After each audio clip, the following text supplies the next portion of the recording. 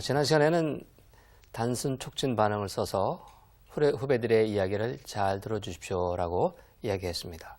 자, 이렇게 직원들과 커뮤니케이션을 잘하게 되면 쌓이는 건 무엇일까요? 그건 신뢰가 아닐까 합니다. 그래서 오늘은 이제 신뢰를 직원들과 어떻게 구축할 것인가에 대한 몇 가지 방법을 사례로 찾아보도록 하겠습니다. 자, 지금부터 사례를 하나 말씀을 드리도록 하죠. 여러분이라면 이런 경우에 어떠시겠습니까? 연말에 승진을 하셨습니다. 정말 이렇게 어려운 시절에 승진하는 것 참 좋은 일이죠. 그런데 연초 발령을 받아서 부임한 곳이 가령 전국 최하위의 실적을 올리는 곳이라면 그때 생각은 어떻을까요? 승진해서 기뻐해야 될까요?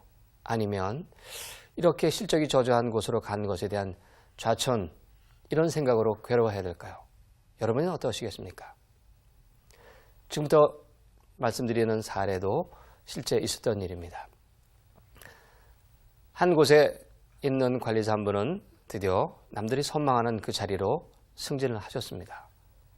자, 그런데 그 승진의 기쁨도 잠시 연초에 그가 발령받아 부임한 곳은 뜻밖에도 실적이 가장 저조한 지방 한 도시의 지점장이었습니다. 그는 그곳에서 많은 고심을 했습니다.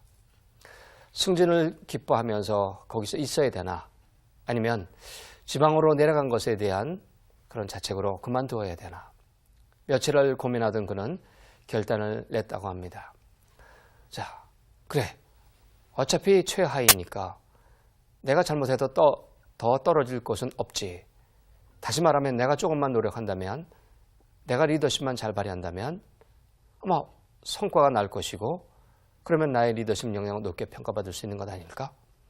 이렇게 아주 적극적으로 그는 생각을 전환했습니다. 그때부터 그는 리더십을 아주 새로운 관점에서 전개하기 시작했습니다. 그가 부임하던 첫날을 그는 아직도 기억합니다. 왜 전국 최하위인지가 직원들의 행동을 통해서 이렇게 보였다고 합니다. 자, 신임 지점장인 그가 부임했을 때 그 지점의 활력은 이렇게 없어 보였고, 직원들 사이에서도 대화도 없었고, 고객을 대하는 그들의 모습에서도 예전에 경험했던 그런 활력이라고는 조금도 보이지 않았다고 합니다.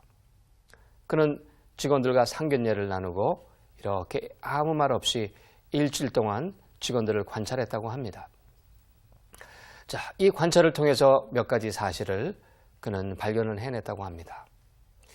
같은 업무를 하고 있는 최일선의 3명의 아가씨는 서로 업무와 관련해서 이야기 나눈 법도 없었고, 그리고 같은 일을 처리하는 방식도 조금 상이했다고 합니다.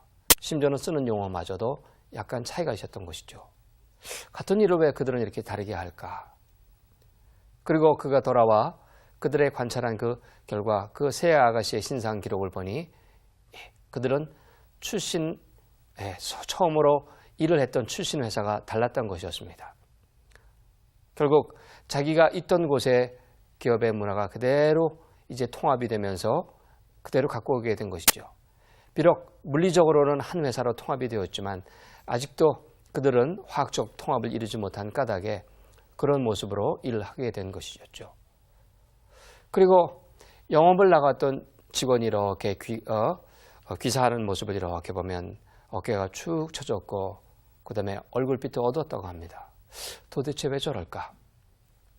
그리고 원활하게 업무가 진행되어야 할 그곳에 차장과 대리가 또 언쟁을 벌이기도 하고, 그런 모습을 이렇게 일주 동안 관찰을 해냈다고 합니다. 그리고 2주차가 되었을 때 그는 더 이상 방치하면 안 될 것 같은 생각에 이제 그들과 대화를 나누기로 결심을 합니다. 그래서 쭉 관찰하던 중에 일선에 있던 두 여직원을 보게 됩니다. 어두운 표정의 그 두 여직원을 일과 이후